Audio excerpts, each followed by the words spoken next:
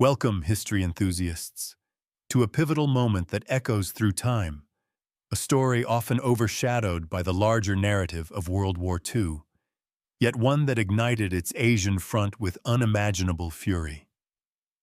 Today, we're not just recounting dates and names, we're diving deep into the very crucible where the fate of millions was forged, where a small skirmish escalated into an inferno, setting the stage for one of humanity's deadliest conflicts.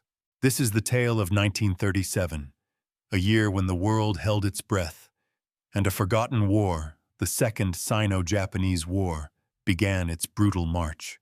Picture this. It's the summer of 1937, a scorching July day, not far from the ancient, storied city of Beijing. The world is teetering on a precipice, though most don't yet grasp the full scale of the impending disaster. In Europe, the shadows of fascism are lengthening, while in Asia, a different kind of storm is brewing, one born of decades of simmering tensions, imperial ambitions, and a desperate struggle for national survival. This particular spark point, the one that would ultimately engulf an entire continent, and indeed, much of the globe, lies near a seemingly unremarkable stone bridge, a bridge with a name that would soon be etched into the annals of infamy: the Marco Polo Bridge. Japanese troops, a foreign presence on Chinese soil for decades, were conducting night exercises. Now let's pause here. These weren't just routine drills. This was a statement, a thinly veiled assertion of dominance by an unwelcome, militaristic power that had systematically encroached upon China's sovereignty for years. They were there, ostensibly, as part of an international agreement following the Boxer Rebellion, but their intentions had long since strayed from mere peacekeeping. This time, crucially, the Japanese did not inform their Chinese counterparts, troops of the nationalist government, that they would be maneuvering in the darkness. It was a calculated gamble, a provocative act in a highly charged environment. And as is often the case when suspicion and aggression collide, the gamble backfired. The Chinese, sensing an incursion, perhaps even an outright attack under the cloak of night, opened fire. That first volley, fired in the darkness, echoed far beyond the muddy banks of the Yongding River. It was the gunshot that, in many ways, heralded the start of the Second World War in Asia. This wasn't merely a localized border incident.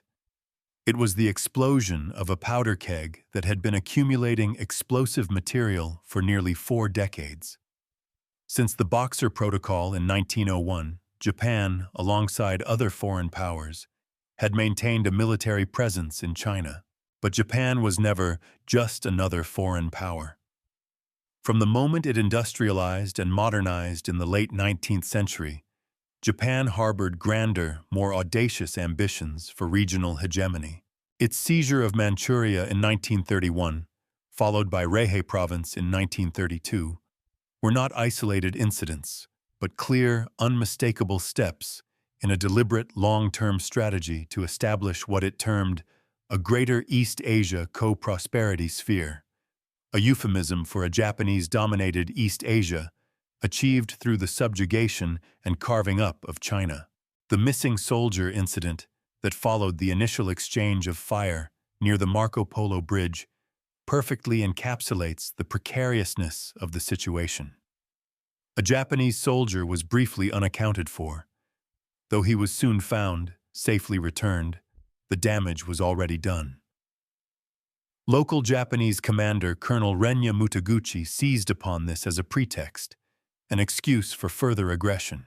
He ordered artillery fire on Chinese positions, a disproportionate and escalatory response that clearly indicated a predetermined agenda. The Japanese demanded Chinese withdrawal, a unilateral ultimatum. The Chinese, however, refused. This wasn't merely about holding a defensive line. It was about national dignity, a desperate stand against relentless foreign encroachment. The Japanese military, increasingly independent of its civilian government, was determined to impose its will. They branded the incident the North China Incident, later simplifying it to the China Incident, a chillingly sterile term for what was rapidly spiraling into a full-blown invasion. On the other side of the escalating conflict, the Chinese nationalists, under the leadership of Generalissimo Chiang Kai-shek, found themselves in an unenviable, almost impossible position. Theoretically, Chiang had unified China in 1928 after years of civil strife. But this unity was fragile, a thin veneer over deeply entrenched divisions. His nationalist party, the Kuomintang KMT, was ideologically fragmented, constantly battling internal factions. Moreover, real power often resided not with Chiang in Nanjing, but with a constellation of regional military strongmen, or warlords, who governed vast swaths of the country with varying degrees of loyalty, and who maintained their own armies. The fundamental, agonizing problem for China was stark. Its state and military were weaker, vastly outmatched, by the technologically superior, better trained, and far more unified Japanese war machine. Imagine the tension in Nanjing's government halls. Advisors like Xu Yongchang urged caution, a pragmatic, if painful, approach. If one can stomach it, it would be best to make the utmost effort to stomach Japan. Because if a major war breaks out, regardless of whether or not a third country intervenes, at best both sides will lose. This wasn't a call for cowardice, but a stark assessment of China's vulnerabilities. Xu Yongchang understood the immense cost of war, the sheer devastation it would wreak on an already struggling nation. Chiang Kai-shek himself was deeply worried. His primary focus for years had been the internal threat of the Chinese communists, a bitter civil war that had drained resources and lives. But now, the Japanese threat had grown too large, too immediate, too existential to ignore. He and many others within the nationalist leadership recognized that this time, unlike the meek responses to earlier Japanese aggressions like the Manchurian incident, China had no choice but to resist and to desperately seek international support. The world needed to see China fighting, bleeding, and deserving of aid. The Japanese leadership, meanwhile, was also engaged in fervent debate, though with a distinct tilt towards aggressive expansionism. Hardliners like General Matsui Iwane, a towering figure in the Japanese military, advocated for an all-out assault. They viewed China as a puppet state, easily manipulated by Western powers, and believed it was Japan's destiny, even its benevolent duty, to liberate China from Western influence and bring it into Japan's sphere of control. Matsui's chilling words revealed the paternalistic yet utterly dehumanizing core of Japanese imperial ideology. The first point is to make the Chinese abandon the policy of depending on European countries and America. The second point is to make the Chinese people recognize that Japanese troops are the real friends of China and have been sacrificing themselves in the current incident to rescue 400 million Chinese. This narrative, twisted and self-serving, was designed to justify conquest as liberation. War Minister Sugiyama Hajime, blinded by overconfidence, even famously assured Emperor Hirohito that the entire conflict would be over in 1 month. Such hubris, born of racial superiority and past military successes, sidelined more moderate voices like General Ishiwara, who foresaw the quagmire that lay ahead. The military's unchecked power and its disregard for civilian governance was a dangerous characteristic of Japan's pre-war political landscape. Tokyo's civilian government attempted to send negotiators to Nanjing, but they were literally arrested by the military before they could even arrive. A shocking demonstration of the Army and Navy's independence and aggressive intent. A threatening message was sent to Chiang, warning that his government would be the target if China resisted, and Japan certainly possessed the military might to back up such threats. Let's delve into the stark reality of the forces arrayed against each other. Japan, a modern industrial power, commanded an army of approximately 950,000 men. A staggering 600,000 of these were deployed to China in 1937 alone, a clear indicator of the scale of their commitment and aggressive intent. Their navy was vastly superior, dominating the seas, and their air force held unquestioned aerial supremacy. They possessed a significant advantage in heavy weaponry, tanks, modern artillery, and well-organized logistics. Crucially, Japanese soldiers were better trained, imbued with a fierce, often fanatical, sense of duty and national pride, and operating under a unified command structure. Their doctrine emphasized speed, aggression, and shock tactics. China's forces, by contrast, were a disparate patchwork entity. While boasting a numerically larger standing army of about 1.8 million troops in total, only approximately 300,000 of these were truly well-trained, modern units, directly loyal to Chiang Kai-shek and his central government. These were often referred to as the Central Army or German-trained divisions, due to the significant assistance they had received from German military advisors prior to the war. The vast majority of China's military consisted of provincial warlord armies and regional militias. Their quality varied wildly, their loyalty was often conditional, and their equipment was a motley collection of different makes and models, often outdated and poorly maintained. Communication and coordination between these diverse forces were a constant challenge, hampered by poor infrastructure and a lack of centralized authority. Even the 50,000 communist troops under Mao Zedong, who had reluctantly agreed to a temporary alliance with the nationalists after years of brutal civil war, were poorly equipped and primarily focused on guerrilla tactics rather than conventional warfare. The equipment situation for China was particularly illustrative of its weaknesses and the complex web of international relations. The best of their armaments often came from Germany and the Soviet Union, two powers with their own intricate, often contradictory, agendas in Asia. Germany, under Nazi rule, was keen to access Chinese resources, essential raw materials for its burgeoning war industry, and paradoxically sought to draw both China and Japan into its anti-Comintern pact, a military and political alliance ostensibly aimed against the Soviet Union. Chiang Kai-shek, ever the shrewd diplomat, skillfully navigated these treacherous waters, maintaining good relations with both Berlin and Moscow, trying to extract as much aid as possible without fully committing to either ideological camp. The Soviets, for their part, were playing a dangerous game of realpolitik. They wanted to bolster China against Japan to prevent a powerful, expansionist Japan from threatening their eastern borders, especially in coordination with Germany's growing power in the West. In 1937 alone, the USSR provided significant military aid, including 450 pilots and ground crew, and equipped 20 Chinese divisions. This was a lifeline, but it also underscored China's desperate reliance on external support. Military analysts of the time starkly highlighted the disparity.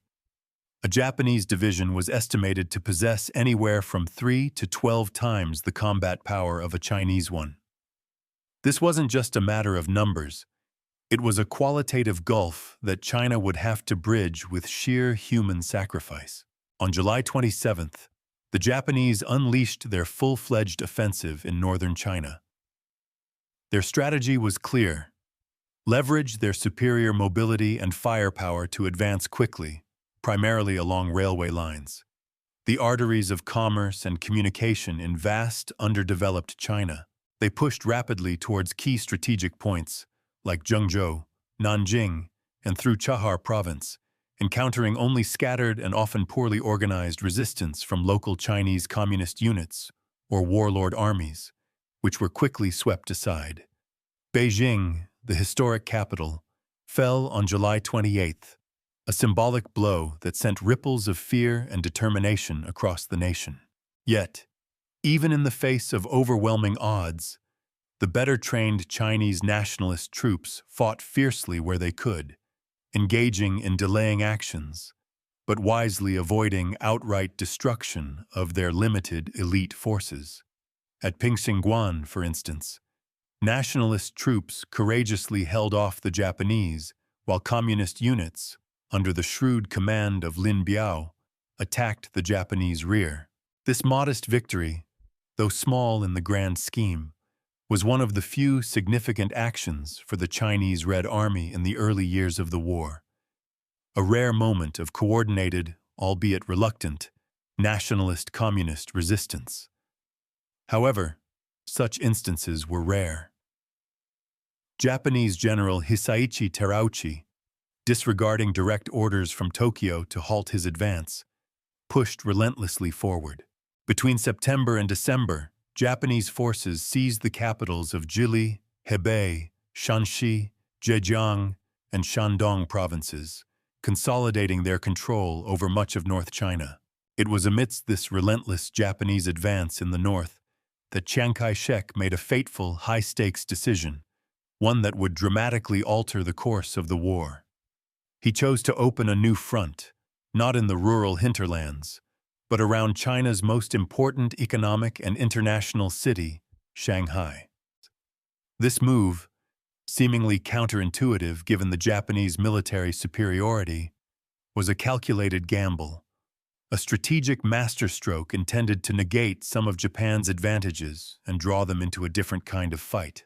Widening the theater of operations to Shanghai and the sprawling Yangtze River Delta offered several crucial advantages for the beleaguered Chinese. First, it would divert significant Japanese forces from the north, easing pressure on crucial resources and, critically, safeguarding the supply lines for Soviet weapons that were beginning to trickle in.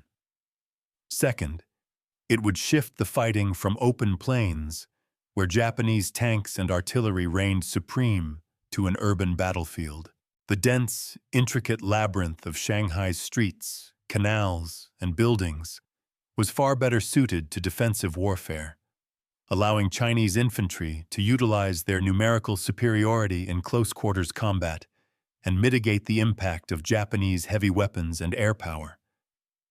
It was a strategic choice to trade open-field slaughter for protracted urban attrition. Third, and perhaps most importantly in Chiang's calculations, it would bring the war closer to the international scene. Shanghai was not just a Chinese city.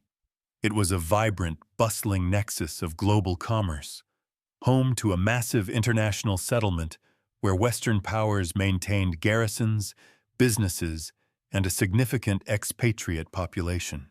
Chiang believed that by fighting the war on their doorstep, by exposing the brutality of Japanese aggression to the eyes of the world, he could increase the chances of eventual intervention by the Western powers.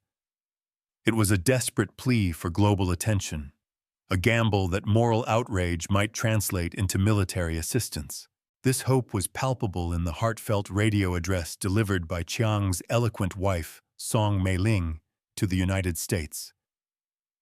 If the whole Occidental world is indifferent to this and abandons its treaties, we in China, who have labored for years under the stigma of cowards, will do our best.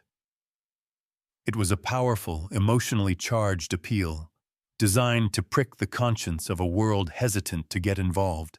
To lead this desperate defense, Chiang committed some of his best German-trained troops, knowing full well the immense sacrifice they were about to undertake. The Japanese, for their part, were not caught entirely unawares. They also had a long-standing garrison in Shanghai and warships already stationed in the Huangpu River, testament to their colonial interests. When skirmishing erupted on August 13th, it quickly escalated. Japanese naval guns, unleashing their formidable firepower, began to bombard Chinese positions, signaling the beginning of what would become a brutal 3-month-long struggle. As both sides poured in reinforcements, the city descended into chaos. Tens of thousands of refugees, ordinary men, women, and children, streamed into the perceived safety of the international settlement, a neutral zone where foreign residents and businesses were protected by international law. They huddled together, hoping the boundaries of colonial power would offer sanctuary from the encroaching storm. Then came Black Saturday. In a tragic, devastating miscalculation on August 14th, Chinese Air Force pilots, attempting to bomb the Japanese cruiser Izumo, accidentally dropped their payloads into the densely populated international settlement. The result was catastrophic. More than 1,000 foreign and local residents were killed in a single, horrific instant. A reporter on the scene bore witness to the carnage, his words painting a vivid, horrifying picture. Flames from a blazing car played over distorted bodies. In shapeless heaps where they had been huddling in shelter, bodies in coolie cloth turning scarlet lay piled up in the entrances to the main doorways and arcades of the Palace and Cathay hotels.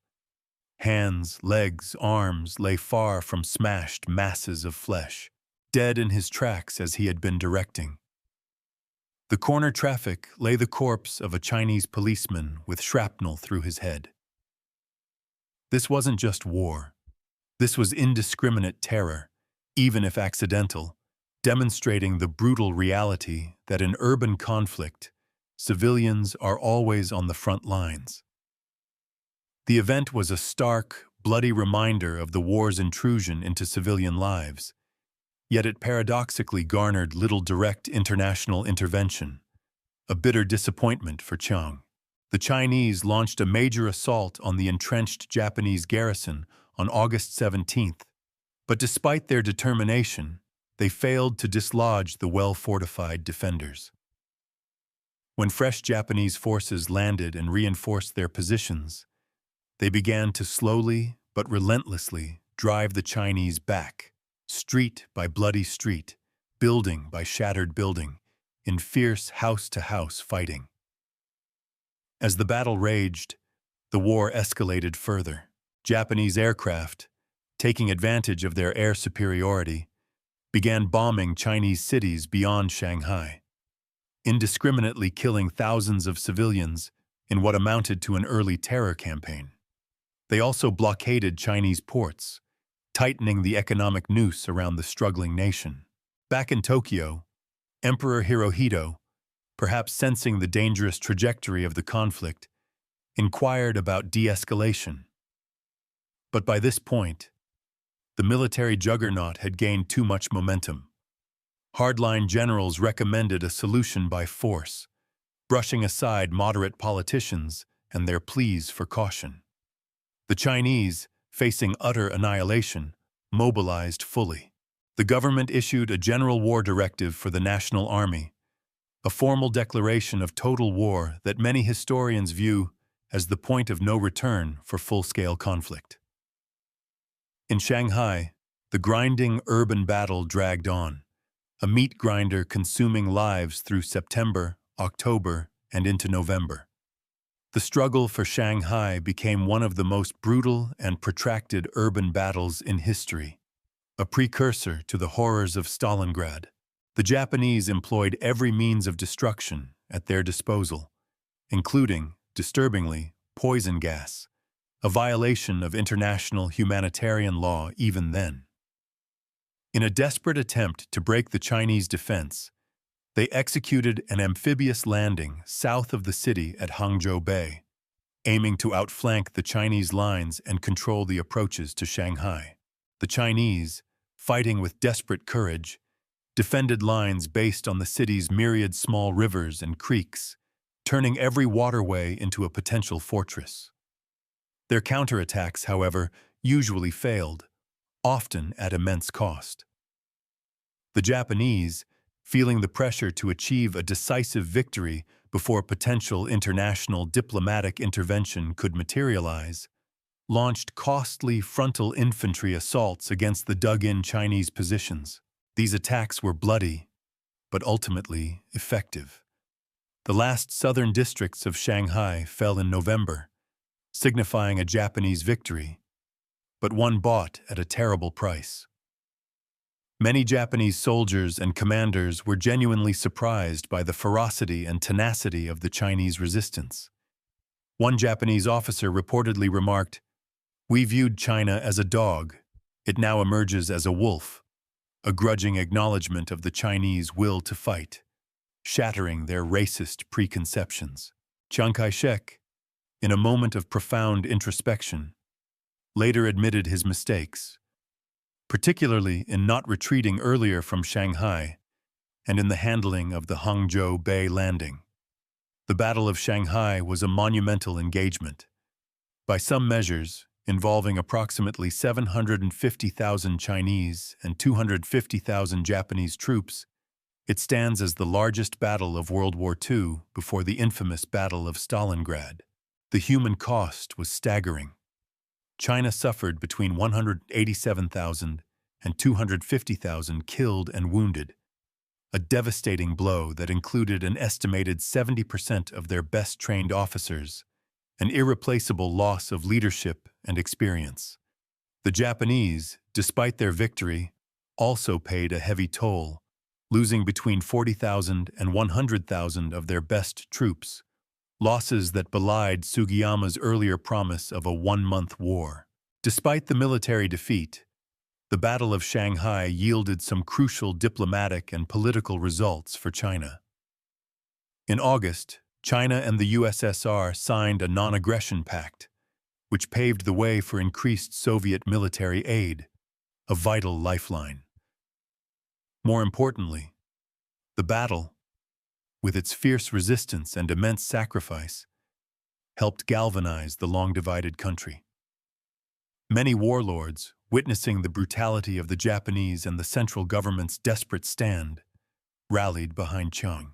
Public opinion across China hardened against the Japanese aggressors, expressed in popular slogans like "China cannot be lost," and powerful songs like "The March of the Volunteers," which would later become, and remains, China's national anthem.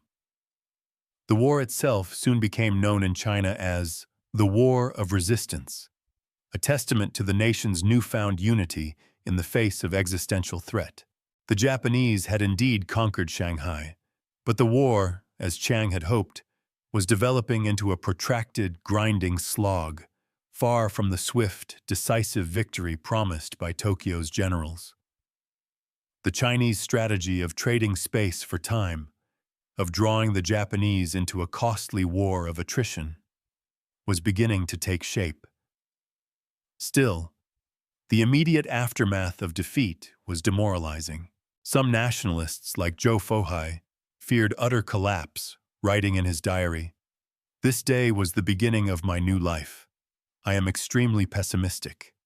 China will have no more history. Why should I keep my diary anymore?" Such despair was understandable. Defeated Chinese forces streamed west, often disorganized and battered. Chiang, in an attempt to restore morale and discipline, sacked several generals he felt lacked fighting spirit. The road ahead was long and shrouded in darkness. Following their success in the north and their hard-fought, costly victory in Shanghai, Japanese commanders faced a critical decision. Should they rest their exhausted, albeit victorious troops, consolidate their gains, and prepare for a more methodical advance? Or should they press on, capitalize on their momentum, and strike directly at the heart of the nationalist government? The hawks prevailed.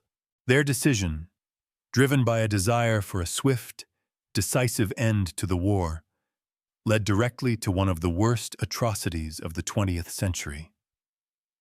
The Japanese High Command combined the 10th and Shanghai armies, forming the Central China Field Army under the overall command of General Matsui Iwane.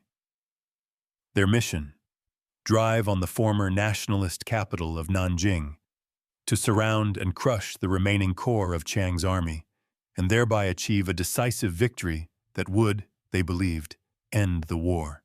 Chiang Kai-shek, realizing the inevitable, had already prudently moved his military headquarters to Wuhan in November, and then established Chongqing, deep in the interior, as the new wartime capital, strategically placed beyond the immediate reach of the Japanese.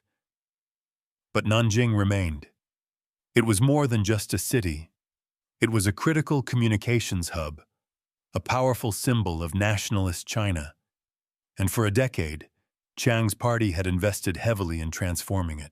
This period, known as the Nanjing Decade, saw the city blossom into a symbol of what China's modern future might hold.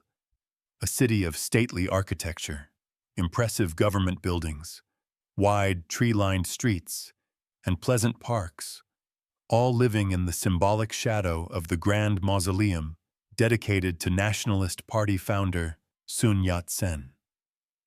To abandon it without a fight felt, to many, like abandoning the soul of modern China. Chiang's German military advisor, Alexander von Falkenhausen, a pragmatic and seasoned strategist, strongly advised against defending Nanjing. His reasoning was sound and chillingly prescient. China's forces were weak and disorganized, utterly exhausted after the brutal Shanghai campaign.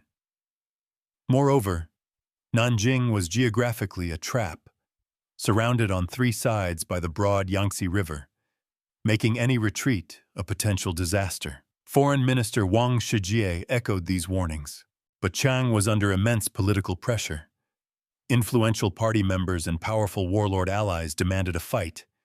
He needed to demonstrate, both to his own people and to the Japanese, that China still possessed the will to resist, that its spirit had not been broken. He also desperately hoped to send a signal to foreign powers, a final, desperate plea for intervention. German ambassador to Japan, Oskar Trautmann, even attempted to mediate peace talks, but the Japanese, smelling victory, were in no mood to compromise. Chiang still clung to the hope that Western powers, particularly the United States and Great Britain, along with the Soviet Union, would finally intervene on China's behalf. But these hopes were largely in vain. Stalin, cautious and calculating, would only commit if the Western powers did, and they, consumed by their own internal struggles and the looming European crisis, did not. Chiang knew this, yet he still urged his men on. We must defend Nanjing. In 1 month, the international situation may change dramatically. China may avoid disaster. It was a plea against hope, a gamble on a miracle that would not come. Initially, General Matsui Iwane had planned to bypass Nanjing, recognizing the logistical challenges of a direct assault on a fortified city. But then, intelligence reports, perhaps exaggerated, reached him, suggesting that Chinese forces in Nanjing were so utterly depleted and disorganized that the city could be easily taken. This assessment, combined with the relentless drive for a decisive victory, sealed Nanjing's fate. On December 5th, a force of 200,000 Japanese troops launched their attack. Defending Nanjing were approximately 75,000 Chinese troops under the command of General Tang Shengzi. However, this number is deceptive. Only about 20,000 of these were well-trained, experienced soldiers, the remnants of Chiang's best divisions from Shanghai. The rest were a motley collection of poorly equipped recruits, some so desperate they lacked proper footwear, and regional troops whose loyalty and morale were questionable.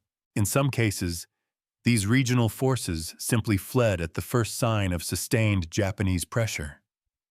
The German-trained troops in Nanjing did possess some advanced equipment, including German Panzer Is and armored cars.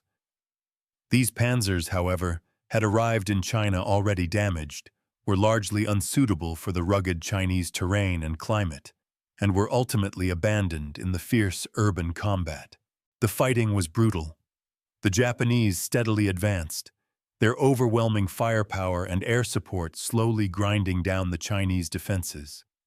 The outer ring of Chinese defenses fell on December 8th, a day that also saw Chiang Kai-shek himself leave the city, delegating command and acknowledging the imminent fall. The inner defensive ring crumbled on the 10th. As Chinese troops retreated, they enacted a scorched earth policy, torching whatever they could to deny resources to the advancing Japanese. What wasn't burned was looted and plundered by the Japanese, a grim prelude of the horrors to come. Matsui offered surrender terms, but General Tang, under immense pressure and perhaps a desperate hope for international intervention, refused. On December 12th, Japanese units stormed the city walls and poured into Nanjing. General Tang, in a moment of panic, or perhaps a desperate attempt to save his remaining forces, issued an unauthorized retreat order. He himself fled the next day, abandoning his troops and the city to chaos. Nanjing descended into anarchy. Chinese units disintegrated, soldiers mixed with desperate civilian refugees, all rushing to cross the Yangtze River. The bridges and ferry points became chokeholds of human desperation. Thousands crushed to death in the stampede. It was a scene of unimaginable pandemonium, a complete breakdown of order and command. Amidst this horror, thousands of civilians sought sanctuary in the safe zone, an area established in the international quarter by Western residents, a beacon of fragile hope in the maelstrom.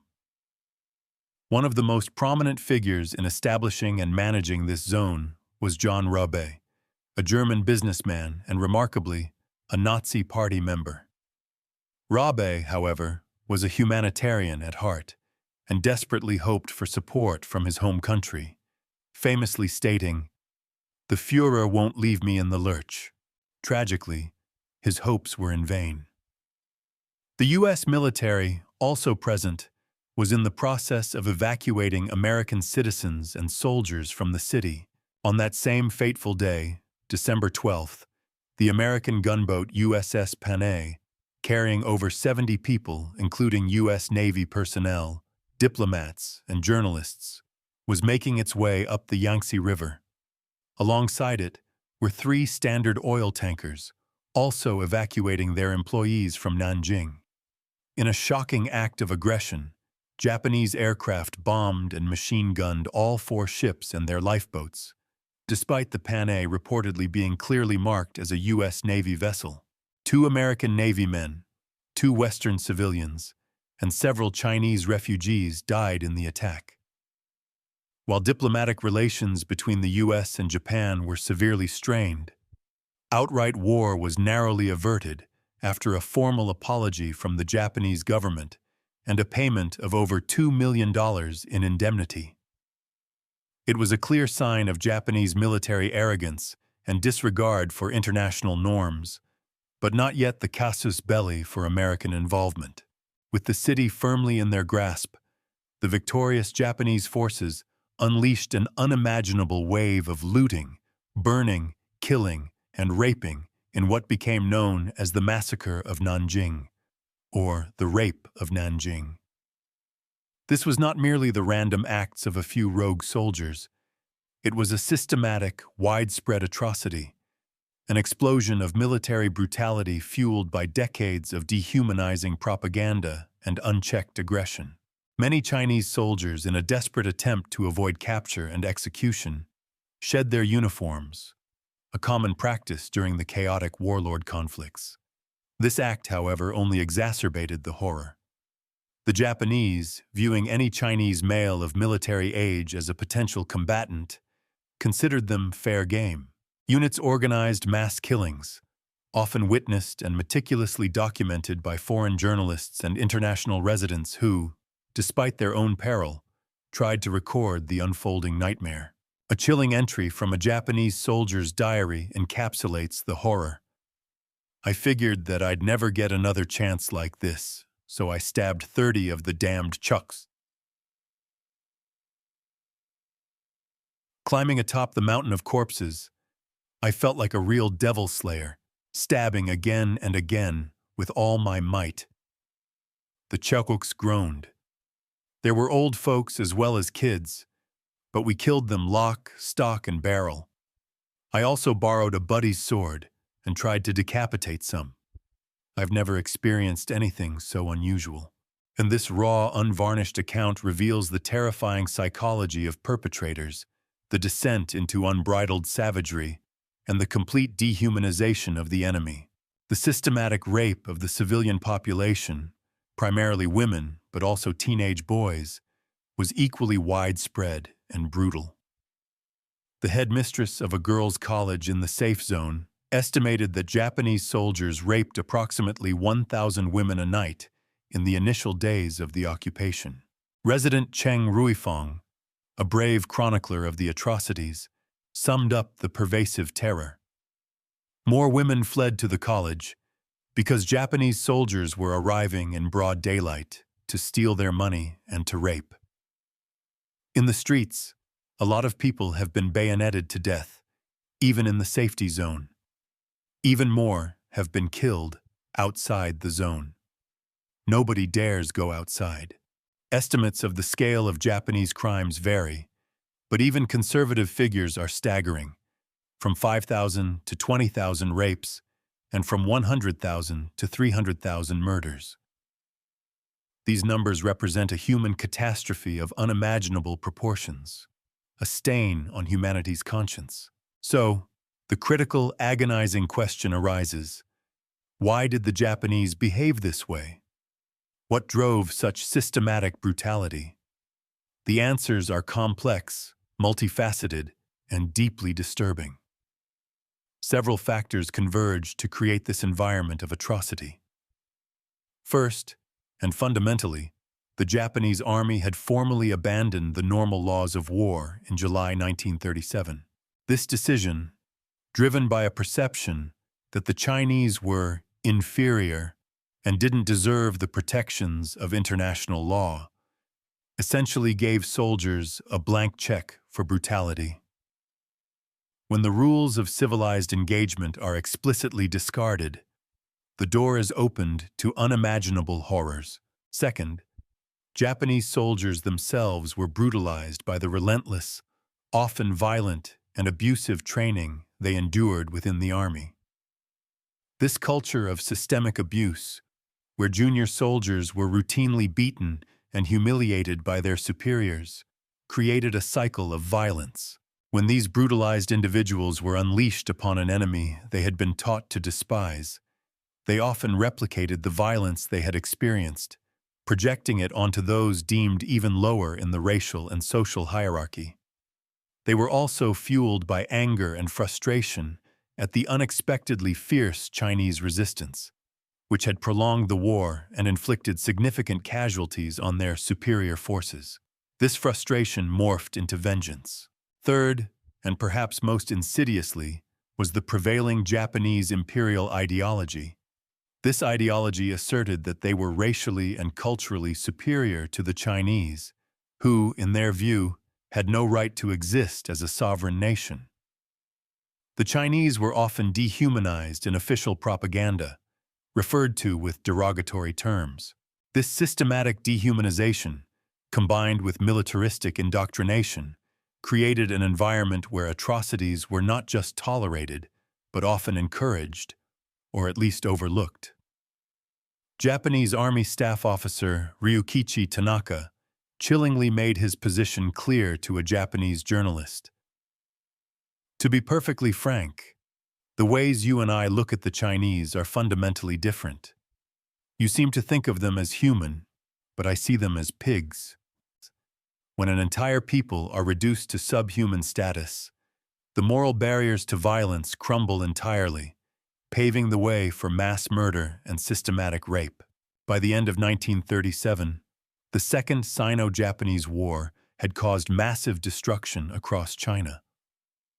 While the participants didn't know it then, this brutal conflict irrevocably marked the true start of the Second World War in Asia, predating the European theater by 2 years. Hundreds of thousands were dead, and between 80 and 100 million Chinese were refugees, displaced from their homes, their lives shattered. Japan now controlled vast swaths of northern and eastern China, but at a tremendous cost. No foreign powers had directly intervened, despite Chiang's desperate pleas and the scale of the atrocities. However, the diplomatic winds were shifting. Britain and the US, while not yet taking direct action, were edging closer to supporting the Chinese cause. The Soviet Union, in a crucial shift, stepped in to replace Nazi Germany as the primary supplier of Chinese heavy weapons, as Germany, prioritizing its relationship with Japan for its broader geopolitical aims, gradually ceased its aid to China. The complex, often contradictory alliances and rivalries that would define World War II were beginning to solidify. As historian Rana Mitter has profoundly emphasized, China was the first Allied power to fight the Axis. This often overlooked truth underscores the immense sacrifice and the early, lonely stand China made against the forces of aggressive fascism and imperialism. But at the close of 1937, Japan, despite its numerous military victories, had bitten off far more than it could chew. Its armies had conquered vast territories and key cities. But the Chinese, united by a fierce national will, steadfastly refused to surrender. They were determined to resist as a nation, a spirit that the Japanese aggressors had gravely underestimated. There simply weren't enough Japanese troops to fully garrison the enormous lands they had seized. Their control largely extended only to the major cities and vital railway lines, leaving the vast rural areas simmering with resistance and guerrilla warfare. The conquered regions, far from being economic boons, were devastated and contributed little to Tokyo's coffers. Indeed, Japan was spending nearly 90% of its national budget on the war, a financially unsustainable drain. The illusion of a swift, decisive victory had shattered against the unbreakable spirit of the Chinese people. This stark reality led a group of Japanese commanders to meet in Tokyo in January 1938. Their choice, tragically, was not de-escalation, but an even greater escalation of the war, not only in China but beyond, setting the stage for the wider Pacific conflict. The Second Sino-Japanese War, which had begun with a fateful shot near the Marco Polo Bridge, would only truly end in 1945, with Japan's ultimate surrender after the devastating atomic bombings of Hiroshima and Nagasaki, 8 long years later. And as the smoke cleared from that global conflagration, the brief, uneasy alliance between the Chinese Communist Party and the Kuomintang collapsed, plunging China back into civil war. The world, meanwhile, entered the Cold War and a terrifying nuclear arms race, with Stalin accelerating the Soviet nuclear program to achieve nuclear-powered communism, echoing the relentless pursuit of power and security that had driven so many of the decisions in 1937. What profound lessons can we glean from this brutal chapter of history? From the first year of a war that claimed tens of millions of lives and reshaped the global order? The events of 1937 offer a chilling testament to the dangers of unchecked aggression, fueled by dehumanizing ideology and military hubris. Japan's belief in its own racial superiority, its underestimation of China's national resolve, and its internal political structure that allowed the military to operate with alarming autonomy, led directly to a protracted, devastating conflict that ultimately consumed the aggressor itself. Conversely, China's experience provides a powerful lesson in resilience. Despite internal divisions, military weakness, and unimaginable suffering, the Chinese people, galvanized by invasion, found a unity and a will to resist that surprised their oppressors and ultimately saved their nation. It demonstrates that even in the face of overwhelming power, the spirit of a people determined to defend their sovereignty can be an unyielding force. Perhaps the most enduring takeaway is a cautionary tale for all nations. Never underestimate your neighbor's resolve. The cost of such a miscalculation, as demonstrated by the unspeakable horrors of Shanghai and Nanjing and the subsequent 8 years of war, is paid in rivers of blood and generations of trauma. The events of 1937 serve as a stark reminder that when you invade another nation, when you treat its people as pigs, and when you disregard the laws of civilized warfare, you are not just entering a conflict, you are unleashing a maelstrom, one that will inevitably come back to engulf you and leave an indelible scar on the soul of humanity. The echoes of that first shot near the Marco Polo Bridge remind us that peace is a fragile construct, constantly demanding vigilance, respect, and a profound understanding of the shared human dignity that binds us all. If we fail to learn from these lessons, history, in its cruelest irony, is always prepared to repeat itself.